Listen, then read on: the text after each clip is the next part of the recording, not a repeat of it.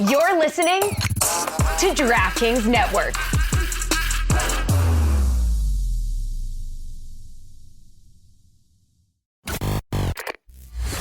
We have the state champion defensive coordinator for Mankato West High School with us, Stugotz. We finally have a coach on the show. Yes. Do you prefer Tim Walz with us? Do you prefer governor or coach? What should I be calling you during this?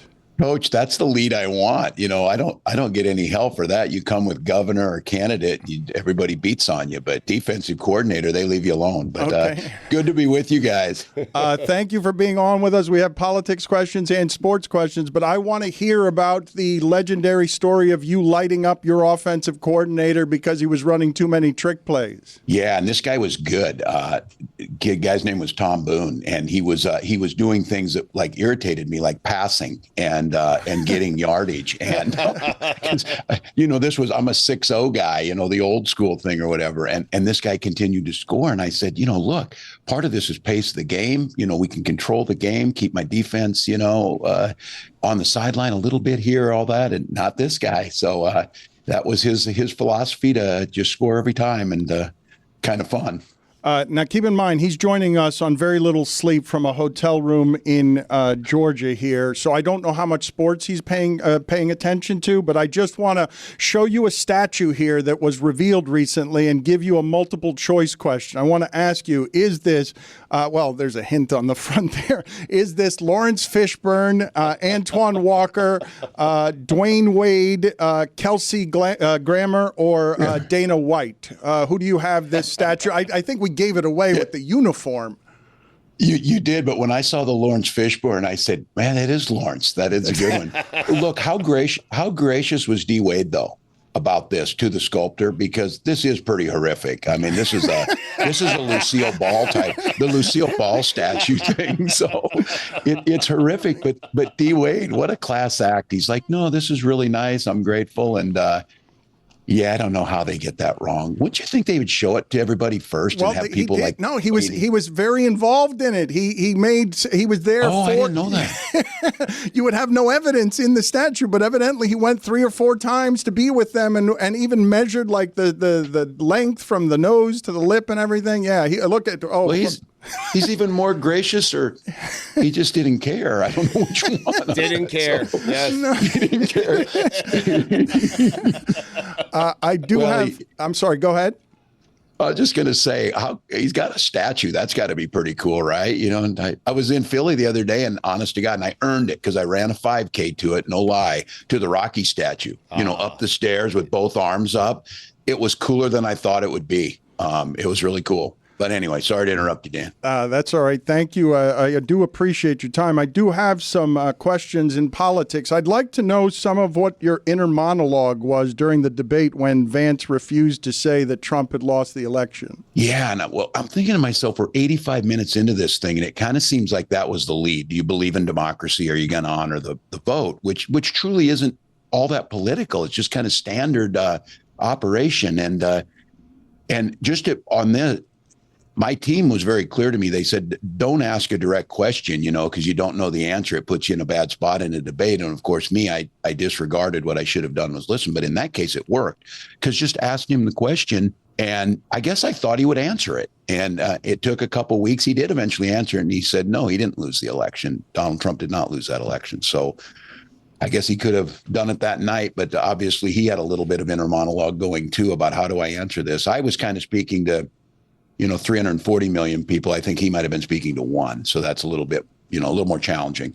Do you regret at all not bringing up during that debate that he, your opponent, had once said of Trump that he might be America's Hitler? Well, I think, like a game does, you go back over it again, how you would do this. And I was very clear. I know my skill set, strengths and weaknesses, and debating, one I kind of worried about. I say this because as a teacher and a coach, I'm trained to answer the questions. If you're good at debate, you don't answer the questions. You just spin somewhere else. And that one I thought about, but it almost gets to the point where some of this stuff becomes unbelievable to people, even though it's true. And it it like takes away some of the punch from it. But yeah, it's not that I didn't know that part, and I'd actually thought about it. But after we saw this last weekend, I think that spoke for itself. I probably didn't have to say it. Coach, rank the Rockies for me. Rocky 2, Rocky 3, Rocky 4. No one saw Rocky 5. Go ahead. You're right. I didn't see Rocky 5. Well, I mean, why would you? I mean, yeah. Well, Cold War stuff with the Russians was something, but don't you have to go with the original? No. Don't you have to go? No. We didn't know what was coming. No. I mean, I don't. Well, Rocky loses there. Badgering the man. Spoiler alert. I am. I just want to explain this to him because he's a busy man. Rocky loses in the original Rocky, and I don't like Rocky losing. So therefore, for me, it is Rocky 2, Rocky 4, Rocky 3, Rocky. Good point. Yeah. Good point. Yeah, but Apollo dies, and I mean, I don't know. I guess I live in a world where revenge is death. So you're saying that the Rocky losing just killed the whole thing? You wanted him to win that? Yeah. Yes, every time, of course. Well, that kills the story. Then there's no. Well, this is why I'm not a screenwriter. I'm not a screenwriter. I'm not paying good money to go to the theater to see Rocky lose. I mean, quit interrogating the man, please. I'm sorry. Sorry, Coach. Quit badgering him with your obviously correct opinion. Which do you view, if you had to choose one, which do you view as the most dangerous of Trump's lies? I think the election denial, because I think it undermines, that's the foundation that everything's built on, the idea that democracy matters and that you count. I think everything, if you can get by with that, everything's on the table and you can just go after that.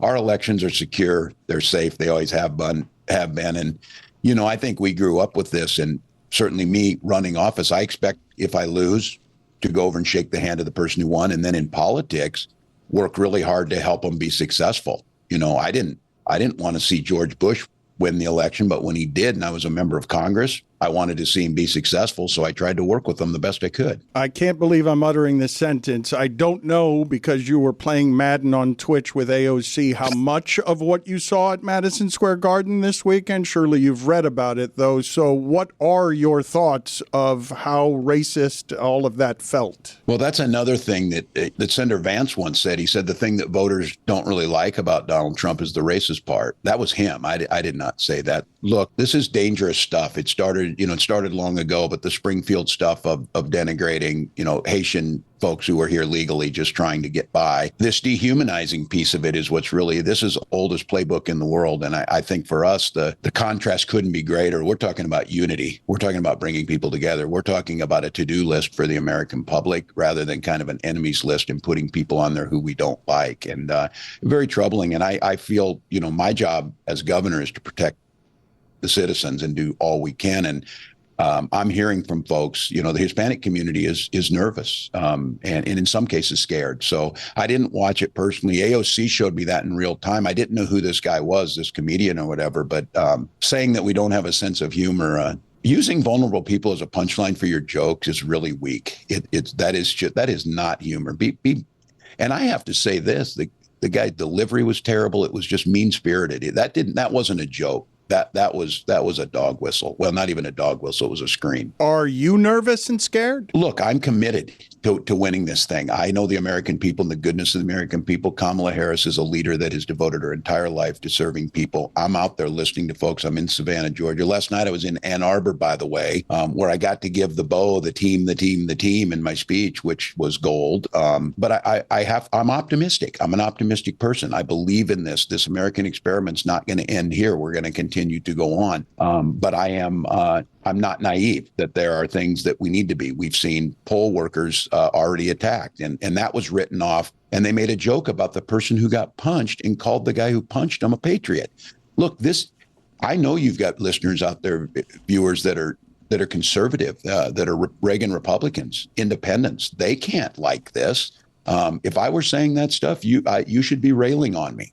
Well, something that I would rail on the Democratic Party on is I don't think they're much better at the border on immigration than Trump is. Mass deportation is horrifying to me, but Obama was pretty bad on this, and Biden wasn't a lot better. How are you guys better? Yeah, well, the vice president's been clear, and since they've been in there, we had a chance to get this. And this happened once before, and we had a Republican governor showed courage, and that was George Bush as the governor of Texas. And we had a Republican senator showed courage, and that was knows Mike DeWine, who's now the governor of Ohio.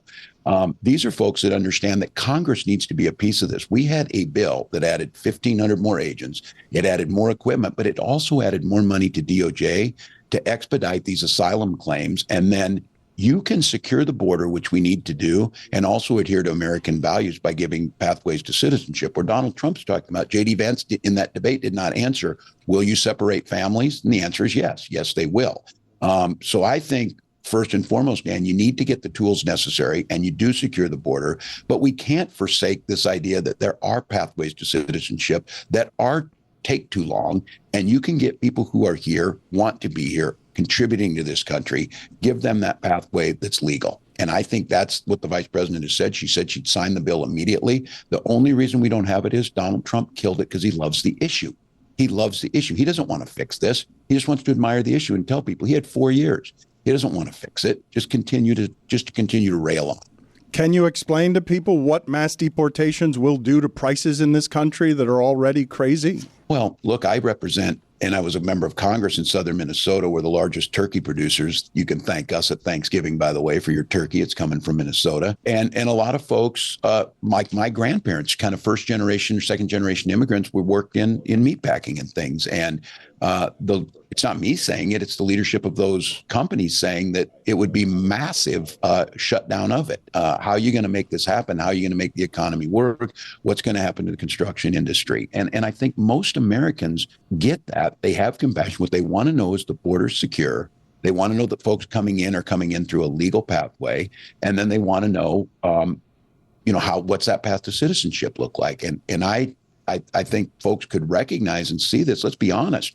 The jobs you're doing, who do you think's doing all these jobs? Who do you think's making it happen? These are folks that are doing the work. We need to fix that system. But I'll say this once again. It benefits Donald Trump to create chaos. It benefits Donald Trump to say, I'm the only guy who can fix it. Let's be clear. The only guy who didn't fix the border, who made it worse, was Donald Trump by killing that bill. My God, these were conservative senators like James Lankford from Oklahoma. Senator Lankford's super conservative, but he crafted a really good, fair, strong bill. And that, the mass deportation issue is, I think Americans are starting to understand that, I hope, thinking about it. Coach, next Tuesday, Americans have a really important decision to make, and that is the College Football Playoff Selection Committee.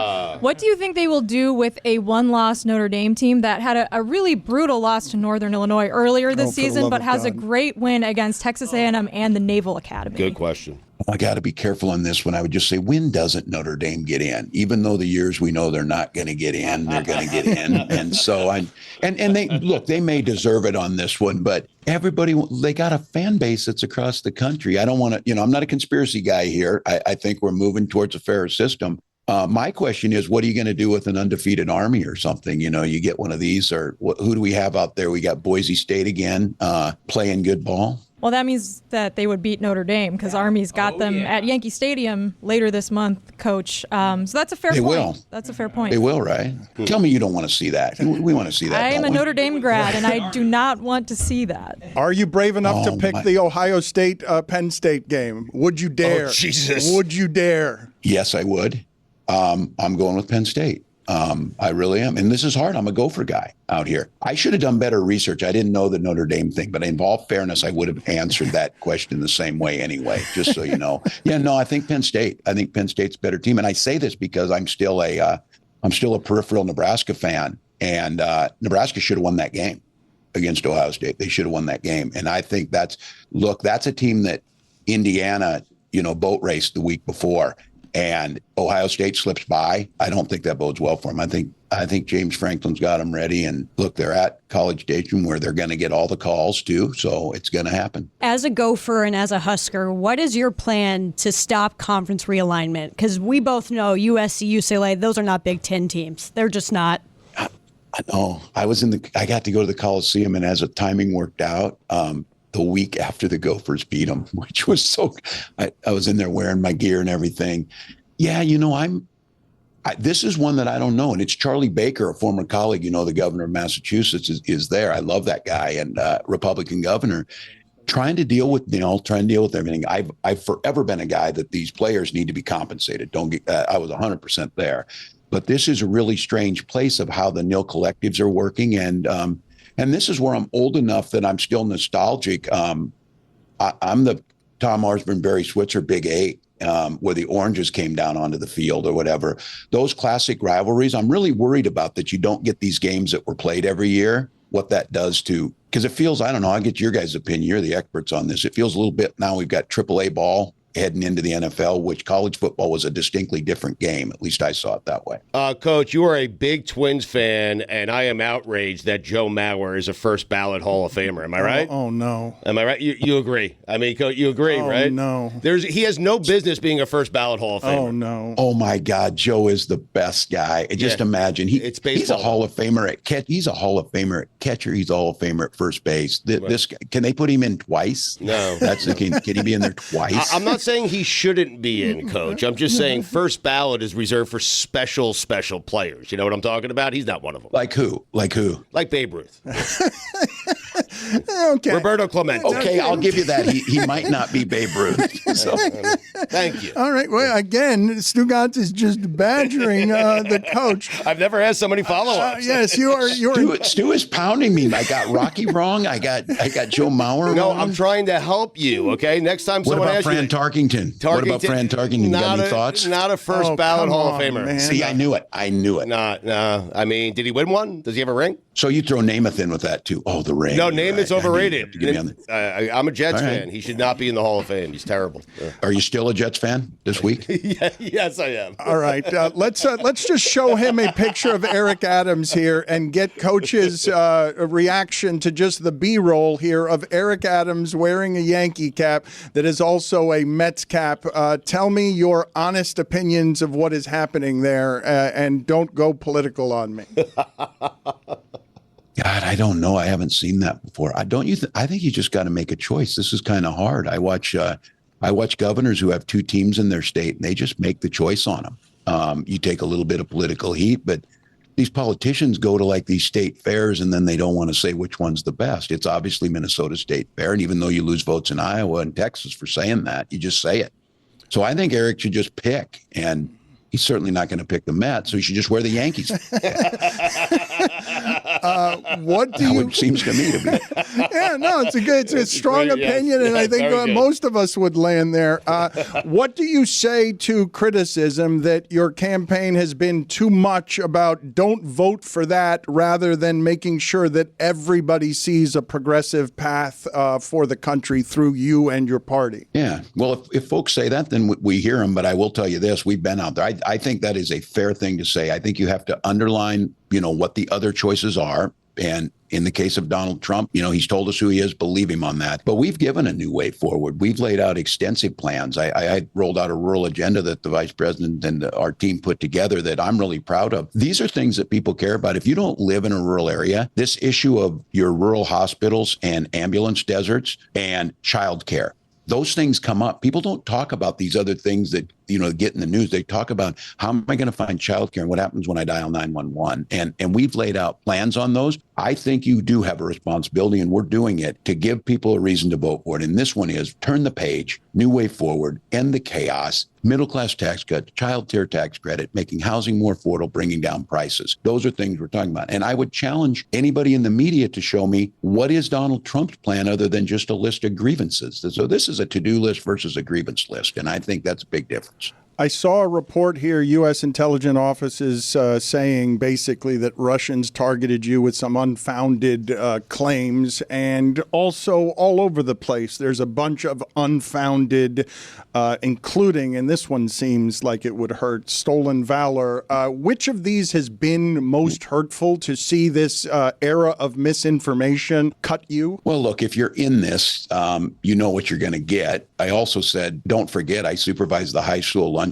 I pretty much heard everything leveled at me. Russian intelligence can't beat a ninth grader who's really angry with you, I don't think. But I will just be honest with you. The integrity around this, I served 24 years honorably in service and have a spotless record on that, was a senior enlisted soldier in my battalion. And to see folks use this to kind of undermine that, I don't go out and stick it in people's faces. There's lots of ways to serve this country, but 24 years is a long time, and to have a record. And, the issue they're talking about, I'm talking about children being killed in our schools with weapons of war. And, one incident, use the wrong word. I certainly am proud of what I've done. I know what I've done, but I think undermining that, and then this, the Russian stuff or whatever, of course, they try and get as gross as possible.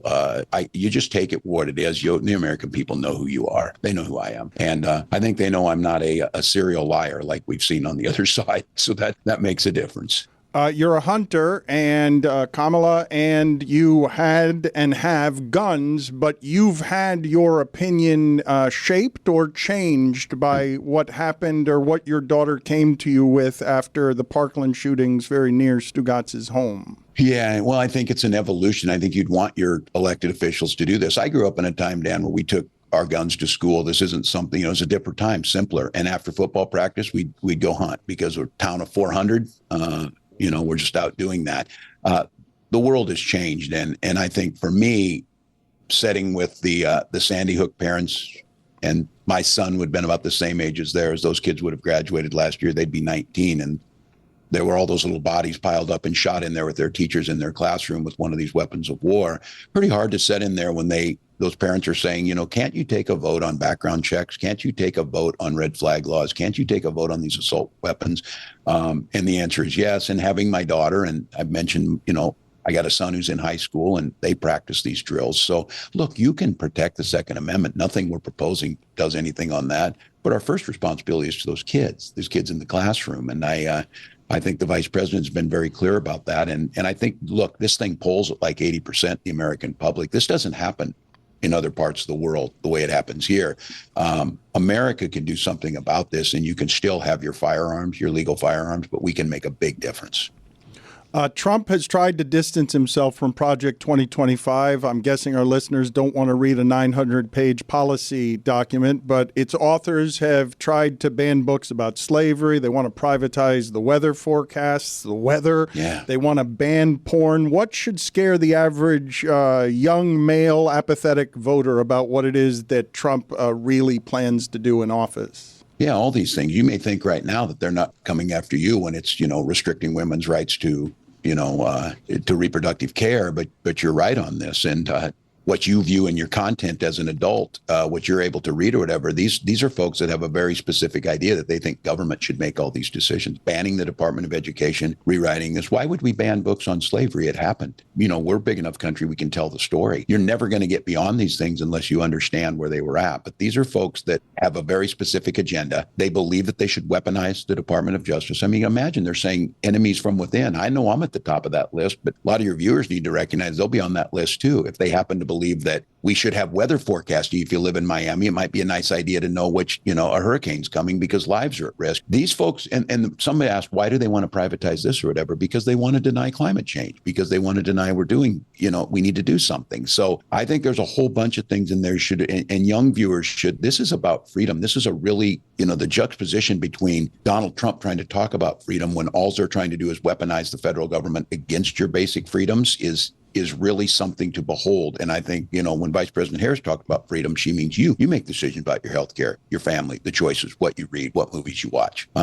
So I think it's a pretty clear choice, but all that thing, they want to distance themselves because it's horrific, because nobody's asking for this agenda. Can you guys picture, they're telling us that the biggest issue, a bunch of guys sitting around in a bar in Wisconsin is, what we should do? We should ban Orwell's books. We should ban 1984. No one's saying that. They're like, how come I'm not getting paid more? Where are the manufacturing jobs? How do I buy a house? And I don't want my kids to be shot. And I think listening to these guys talk about these things, nobody's asking for this crazy agenda. Coach, thank you for the time. I think you might have swayed down the middle Chris here. I think he's the voting. Porn thing. I'm pro-porn. Yeah, okay, excellent work by you guys. Hey, you do what you do. You be you. You be you is my thought. Coach, thank you for being on with us. I am mortified by my colleagues. Thank you, sir.